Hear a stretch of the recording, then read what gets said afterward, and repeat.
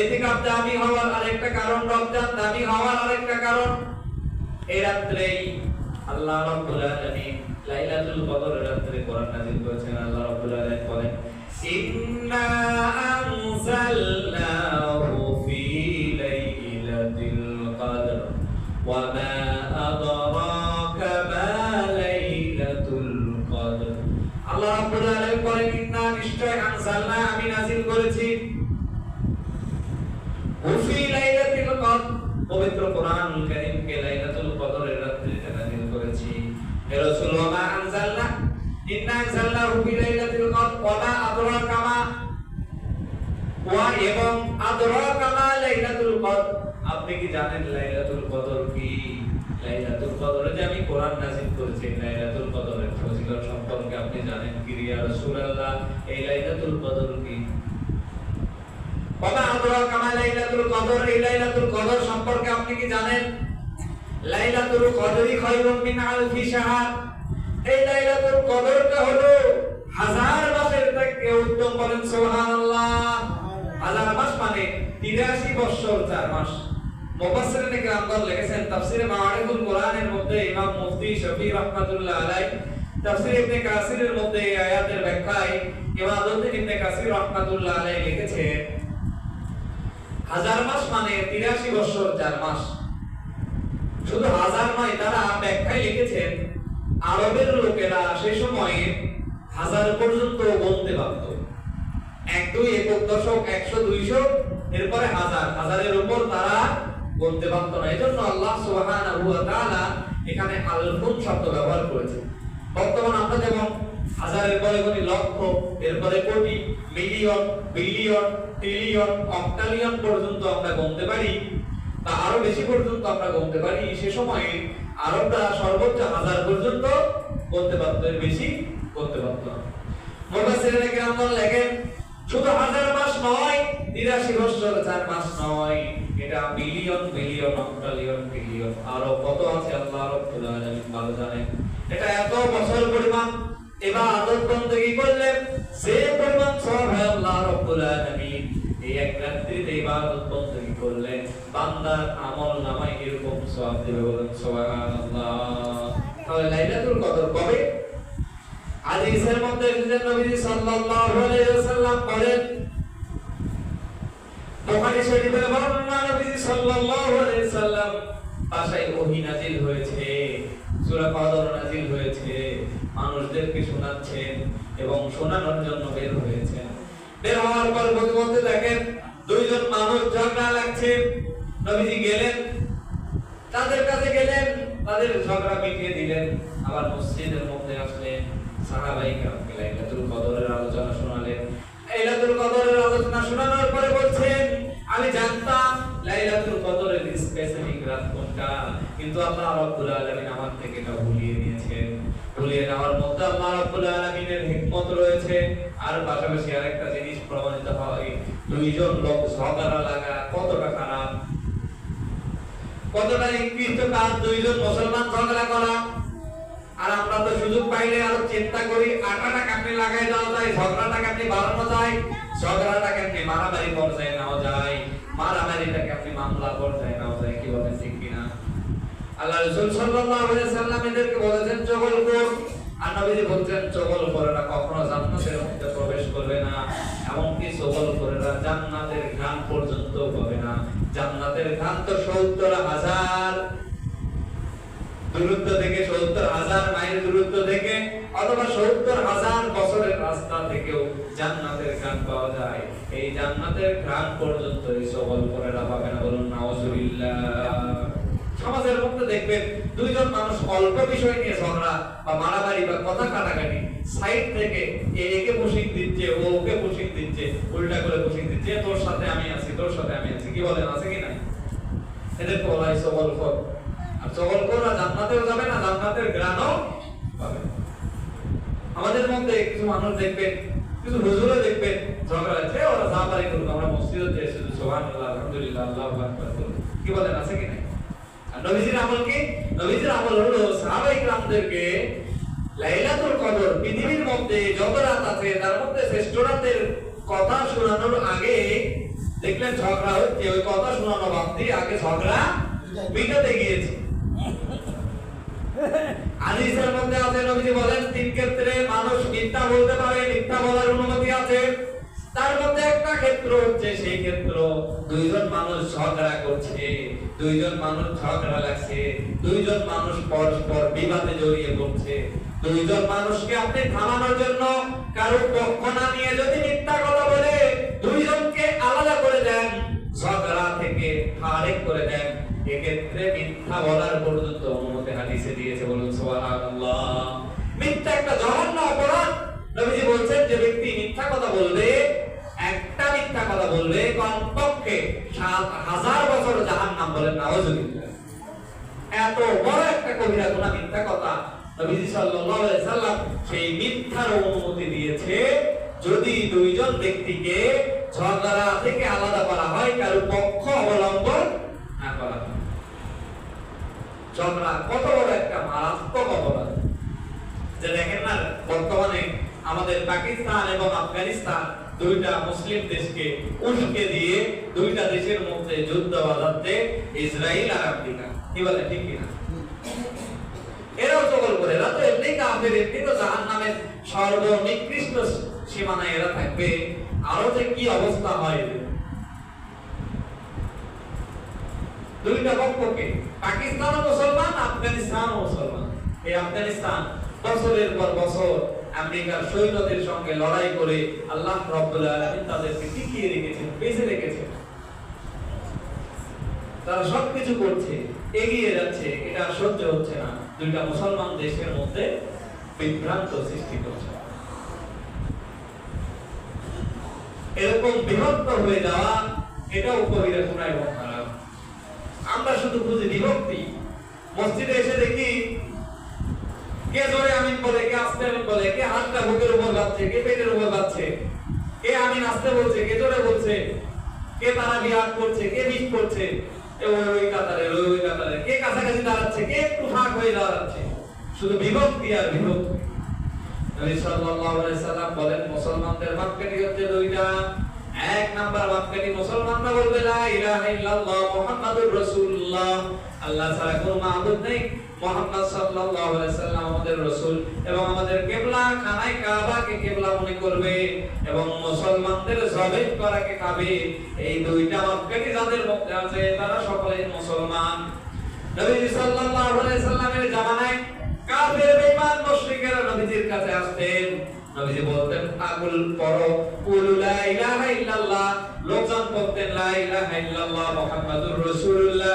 নবীজি সার্টিফিকেট দিয়ে যেতেন, যাও আজ থেকে তুমি সাহাবী, আজ থেকে তুমি মুসলমান, আল্লাহ রাব্বুল আলামিন তোমার জিন্দেগীর সব গুনাহ মাফ করে দিয়েছেন, এখন থেকে ইবাদত বندگی করো, আল্লাহর রাজি আর খুশির জন্য কাজ করো, ইসলামের পক্ষে কাজ করো, ইসলামের প্রচার প্রসার করো, যাও আজ থেকে তুমি মুসলমান। আর আমাদের অবস্থা এমন হয়ে গেছে, নামাজি যদি আমাদের কাছে আসে, রোজাদার যদি আমাদের কাছে আসে, আমাদের কাছে যদি যাকাত জানিওয়ালা আসে, আমাদের কাছে যদি হজ করে কোনো মানুষ আসে, এরকম মানুষ যদি আমাদের কাছে আসে আর দুই একটা মাসআলাই যদি আমাদের সাথে বিরোধ হয়ে যায়, আমরা বলি তুই কাফের, তোর বাপ কাফের, তোর দাদা কাফের, কি বলে ঠিক কিনা? তাহলে দেখেন নবীজির শিক্ষা আর আমাদের শিক্ষার মধ্যে কত পার্থক্য। মুদ্রার রিপিট আর ওপিট, আকাশ আর পাতাল। নবীজির কাছে যারাই যেতেন নবীজি তাদেরকে কালেমা বলে দিতেন, কালেমা বলে দেওয়ার পরে বলতেন যান আপনি আজ থেকে মুসলমান, আপনার সব গুনাহ মাফ হয়ে গেছে। আর আমাদের কাছে আসলে মুসলমান যদি আমাদের কাছে আসে তুই কাফের।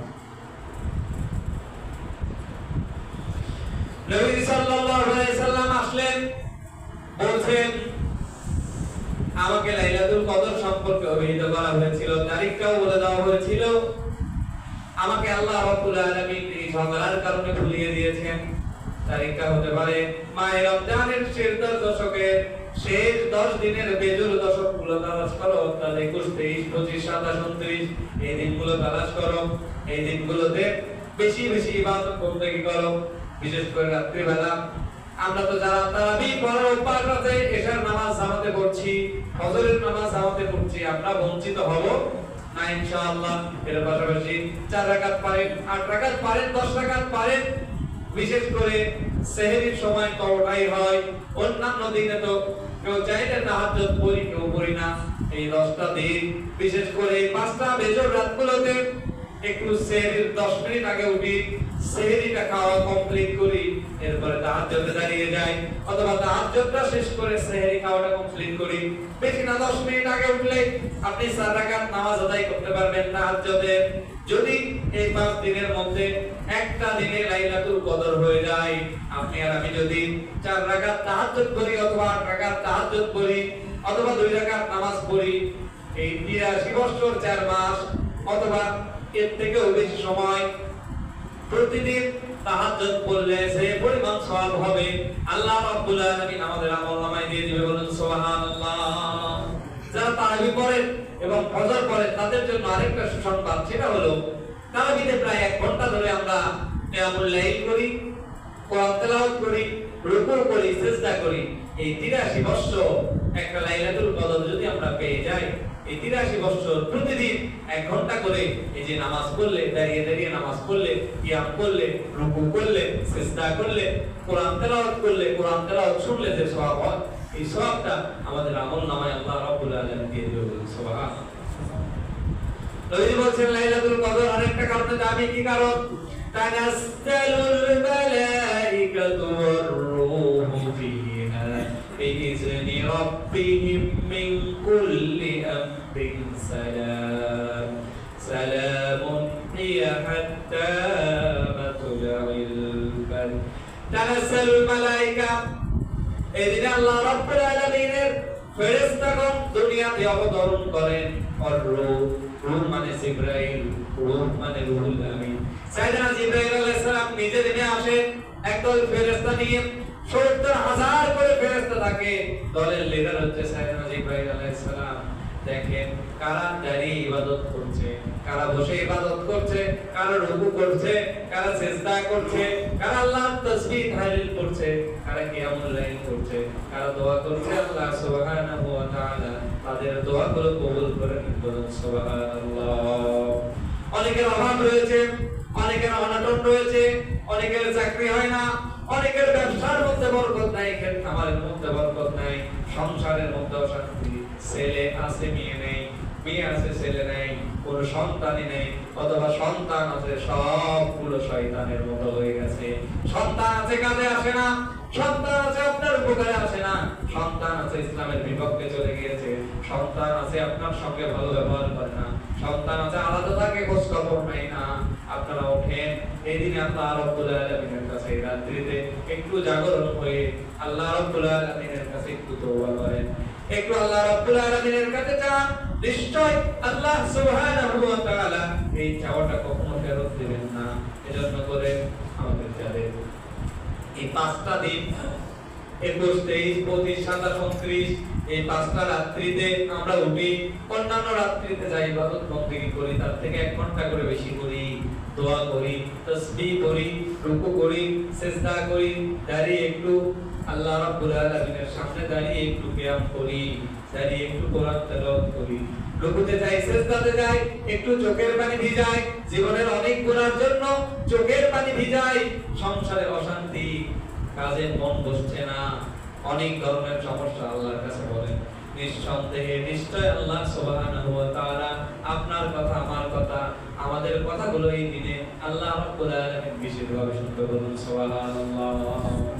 আসুন আল্লাহ সুবহানাহু ওয়া তাআলা সামনে যে লাইলাতুল কদরের রাতগুলো আসছে, এই রাতগুলোতে জাগরণ হয়ে, জাগরিত হয়ে আল্লাহ রাব্বুল আলামিনের বেশি বেশি ইবাদত বন্দেগী আল্লাহ সুবহানাহু ওয়া তাআলা আমাদেরকে করার তৌফিক দান করুন। পাশাপাশি আমরা যাদের সম্ভব হবে সবাই হবে ইতিকাফ করা। আরেকটা কথা, সেটা হলো এই পবিত্র মাহে রমজানে দান সদকা বেশি বেশি করা, বিশেষ করে এই 5টা দিনে। আপনি যদি না পারলে অন্তত 10 টাকা করে যদি এই 5টা রাত্রিতে দান করেন, 10 টাকা করে যদি দান করেন, তাহলে সারা জীবন 10 টাকা করে দান করলে যে সওয়াব হয়, সে সওয়াব আল্লাহ রাব্বুল আলামিন 83 বছর দান করলে যা সওয়াব হয় সেটা দিবে। শুধু 10 টাকার সওয়াব নয়, রমজানে 1 টাকা দান করলে 70 থেকে 700 টাকার সওয়াব হয়। ধরলাম 70 টাকা, তাহলে যদি 10 টাকা দান করেন তাহলে 700 টাকার সওয়াব হবে। আর এই 700 টাকা করে প্রতিদিন দান করলে 83 বছর 4 মাস দান করলে যে সওয়াব হয় এই সওয়াব আল্লাহ রাব্বুল আলামিন আপনার আমলনামায় দান করে দিবেন। এজন্য রমজানের এই 5টা রাত আপনি মসজিদে দান করতে পারেন, ফকিরকে দান করতে পারেন, গরীব দুঃখী ইতিম মিসকিন অনাথদের দান করতে পারেন, মাদ্রাসায় দান করতে পারেন, যাদের সামর্থ্য আছে আরো বেশি করবেন, 100 200 500 1000 এরকম করে দান করবেন। আল্লাহ সুবহানাহু ওয়া তাআলা কথাগুলোর উপর আমাদেরকে আমল করার তৌফিক দান করুক। ওয়া আখির দাওয়ানা আলহামদুলিল্লাহি রাব্বিল আলামিন। কথা বলবেন না, ওয়াক্ত আসার আগে যদি আজান হয় পরে কি নতুন করে আবার আজান দিতে হয়? না, নামাজ হবে, আযান মাকরুহ হবে। আযান মাকরুহ হবে, ওয়াক্ত আসার আগে আযান দিলে আযান মাকরুহ হবে। বাংলাদেশে আমাদের বাঙালিদের কালচার হচ্ছে আযান না দেওয়া পর্যন্ত খাওয়া। আমার মাঝে মাঝে মনে হয়, এটা আমার ব্যক্তিগত মতামত, আমার মাঝে মাঝে মনে হয় আযানটা মাকরুহ হোক, প্রত্যেকটা মসজিদের আযান মাকরুহ হোক, 3 মিনিট আগে করে হলে আযান দিক, কারণ আযান না দেওয়া পর্যন্ত বিশেষ করে মহিলারা খাওয়া ছাড়ে না। আযান মাকরুহ হলে তেমন কোনো সমস্যা হয় না, কিন্তু আপনি যদি রোজার সময় পার হয়ে যাচ্ছে, সবে সাদিক পার হয়ে যাচ্ছে, 1 মিনিট পার হয়ে গেছে আর আপনি খাচ্ছেন, আপনি সারা দিনে রোজা হবে না। বিশ্বাস করেন, আপনার সারা দিনে রোজা হবে না। এজন্য আমার মাঝে মাঝে মনে হয় আযান মাকরুহ, সব মসজিদে বলে দিই যে আপনারা 3 মিনিট করে আগে আযান দেন। আযান মাকরুহ, নামাজ রোজাটা ঠিক হোক, 1 মিনিটের জন্য আপনার রোজা হবে না, ওই রোজা আবার কাজা করতে হবে। এটাই মশলা, আমার কিচ্ছু করার নেই, এটাই কথা। আজানে যদি ভুল হয় তাহলে কি দৌড়ান লাগবে আজান? এখন কি ধরনের ভুল? একটা এই ছাড়া পড়ে ওই যে আসসালাতু খায়রুম মিনান নাওম, সমস্যা নেই, অন্য কিছু ছাড়া বললে আবার দিতে হবে।